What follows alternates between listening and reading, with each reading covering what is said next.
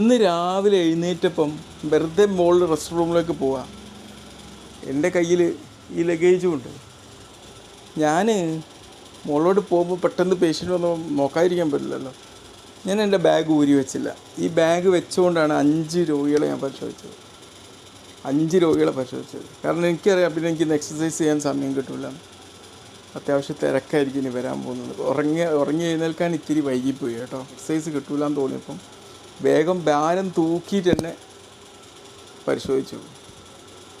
ഇപ്പോൾ ഉദാഹരണത്തിന് നിങ്ങളിപ്പോൾ ഒരു ഡ്യൂട്ടിയിലൊക്കെ പോവുകയാണ്, ഇത് ചെയ്യുകയാണ്, ഓഫീസിലൊക്കെ ഇരിക്കുകയാണെങ്കിൽ ഇപ്പോൾ എക്സസൈസ് കിട്ടിയിട്ടില്ലെങ്കിൽ നിങ്ങൾ എന്ത് ചെയ്യണം?